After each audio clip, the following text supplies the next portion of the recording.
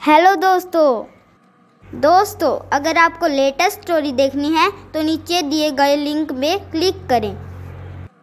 आज हकुना मटाटा kids story channel आपको सुनाने जा रहा है सोनू एंड मोनू की कहानी। ठीक है, वेरी गुड। लेकिन दोस्तों पहले मैं आपको टॉप कमेंटर्स के नाम बताना चाहूँगा। हमारे पहले कमेंटर हैं कृष्ण लाल। हमारे दूसरे कमेंटर का नाम है आफिया शेख। हमारे तीसरे कमेंटर का नाम है तनिष शर्मा।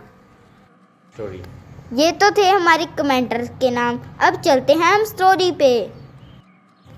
एक गांव का सरपंच था मोनू और उप सरपंच था सोनू।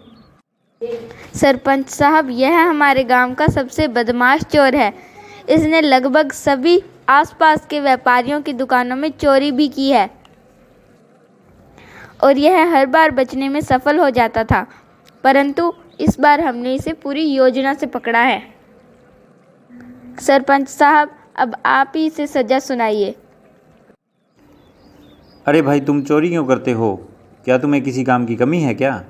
गांव में इतना सारा काम होता है, तुम भी मेहनत करके कुछ पैसे कमा सकते हो, तो फिर चोरी करने की क्या ज़रूरत है? सरपंच साहब, यह काम अपनी मर्जी से थोड़ी करता हूँ, यह तो भगवान की मर्जी है। अब आप ही सोचिए, इस सभा में उपस्थित किसी भी व्यक्ति से पूछ लीजिए कि इस संसार में जो कुछ होता है वह ईश्वर की मर्जी से होता है, और आप तो हमारे गांव के सबसे अच्छे, सच्चे, ईमानदार, धार्मिक विचारों वाले व्यक्ति हैं, और आपने तो हमारे ग्रंथ भी पढ़े हैं, ऐसा मैंने सुना है।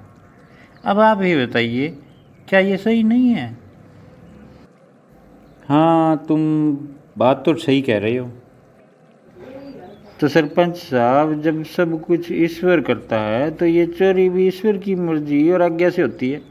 फिर बोला मैं इस चोरी की सजा का कदर कैसे हुआ? अर्थात नहीं ना। हाँ भाई, तुम सही कहते हो। इस संसार में ईश्वर की इच्छा बिना एक पत्ता भी नहीं हिलता, तो जो कुछ करता है भगवान ही करता है। तो बस सरपंच साहब, आप मुझे क्षमा करने का निर्णय सुनाइए और मुझे जाने दीजिए। इस पंचायत में इस चोर भाई की बात को सुनने के बाद मैंने ये निर्णय लिया है कि यह चोर निर्दोष है, इसका कोई अपराध नहीं, और यह पंचायत इसे निर्दोष मानते हुए इसे माफ़ करती है, क्योंकि यह भी ईश्वर की ही मर्जी है। अरे भाई, यह चोर बहुत चतुर है। इसने हमारे सरपंच साहब, जो कि सीधे साधे और धार्मिक व्यक्ति हैं, उनकी भलाई का लाभ उठा लिया और इसने सजा पाने से अपनी जान बचा ली। हाँ भाई, अगर ऐसा ही चलता रहा तो हम सब तो इसकी चोरी का शिकार बनते रहेंगे और यह हमारे भोले भाले सरपंच साहब से हर बार क्षमा मांग के बचता रहेगा, जैसे पहले 3-4 बार कर चुका है। चोर चोर, पकड़ो पकड़ो। अरे क्या हुआ भाई, इतना चिल्ला क्यों रहे हो? अरे वही चोर जिसको सरपंच ने छोड़ा था। चलो चलो, जल्दी से उसे पकड़ते हैं और उसके हाथ बांध देते हैं। अरे वो देखो, वो रहा चोर, पकड़ो पकड़ो, ले चलो इसको सरपंच के पास। हाँ, ले चलो सरपंच साहब के पास मुझे। देखते हैं सरपंच साहब क्या निर्णय सुनाते हैं। अरे भाइयों, जल्दी आओ, इसे बांधो। और दोस्तों, लोग चोर के हाथ पैर बांधकर उसे सरपंच के पास ले जाते हैं। लेकिन दोस्तों, चोर को तो कोई डर ही नहीं होता क्योंकि उसको लगता है कि सरपंच साहब मुझे अब भी छोड़ देंगे। सरपंच साहब, ये रहा वो चोर, इसने फिर से मोहन के घर चोरी की। अरे गांव वालों, इस चोर को क्यों बांध रखा है? सरपंच साहब, इसने अब भी चोरी की, इसको सजा मिलनी चाहिए। दया सरपंच साहब, दया कीजिए। हर बार की तरह इस तरह भी मैंने ये चोरी अपनी मर्जी से नहीं की, ये तो भगवान की इच्छा है, और आप तो भली भांति जानते हैं कि भगवान की इच्छा ही संसार को चला रही है। और भगवान की मर्जी से होने वाले काम का मैं कैसे हकदार हुआ सजा का? जैसे कि आप तो हमारे अच्छे, सच्चे, ईमानदार, धार्मिक विचारों वाले व्यक्ति हैं। बिल्कुल सही बात की तुमने। रुकिए सरपंच साहब।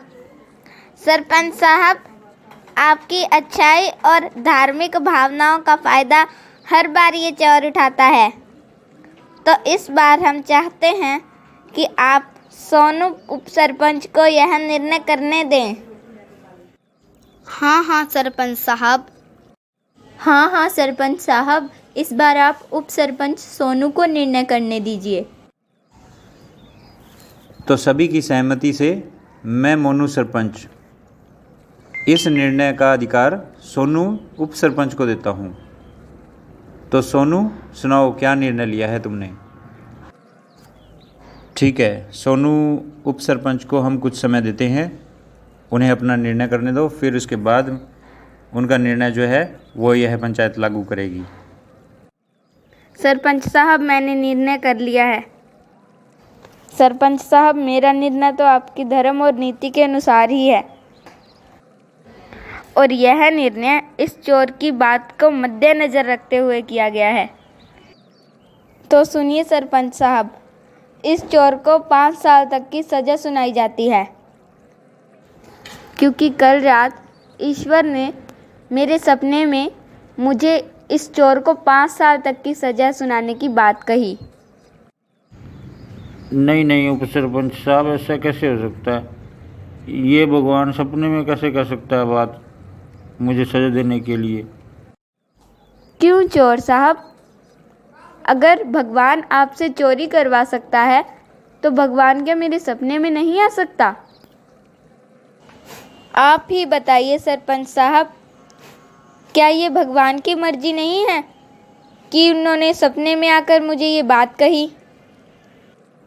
तो मैं मोनू सरपंच सोनू उप सरपंच की बात से सहमत हूँ और इसे 5 साल की सज़ा दी जाती है, क्योंकि शायद ईश्वर की यही मर्जी है कि इसको 5 साल की सज़ा मिले।